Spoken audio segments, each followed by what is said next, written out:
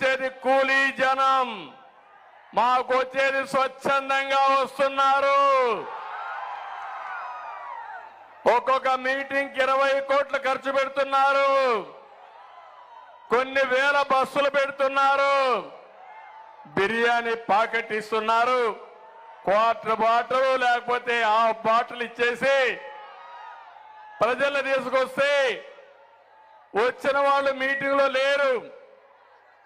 ఎక్కడికక్కడ తాగేసి పడుకుంటున్నారు. బస్సుల్లో పేకాట ఆడుకుంటున్నారు. మీలో ఇక్కడ చూస్తే కమిట్మెంట్ ఉండే ప్రజలు ఎక్కడున్నారు? ఈ రాష్ట్రాన్ని బాగు చేసుకోవాలని మీలో తపన కనపడొస్తుంది. అవునా కాదా అని అడుగుతున్నా. నేను ఒకే విషయం చెప్తున్నా.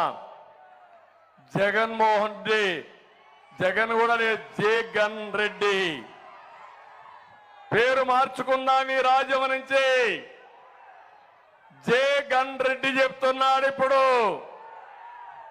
ఆయన మాట్లాడేదానికి చేసేదానికి సంబంధం ఏముండదు. అబద్ధాలు అద్భుతంగా చెప్తాడు.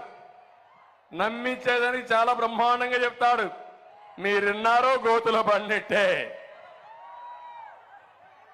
ఏం చదివాడో నాకు తెలియదు కానీ అబద్ధాల్లో మాత్రం పిహెచ్డి ఈజీగా ఇవ్వచ్చు. మనం అన్ని అబద్ధాలు చెప్పే నాయకుడు.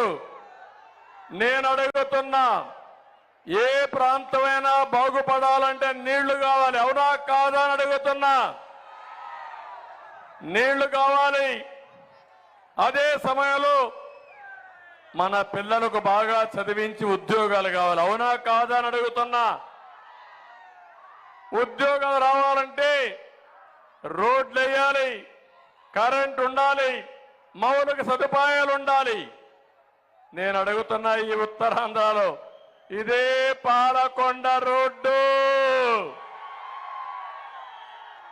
ఎంతమంది చనిపోయారు తమ్ముళ్ళు? ఈ రోడ్లో ఎంతమందికి నడువులు ఇరిగిపోయినాయి, కాళ్ళు ఇరిగిపోయినాయి? సమాధానం చెప్తారా వైఎస్ఆర్ కాంగ్రెస్ దొంగలు అని అడుగుతున్నా.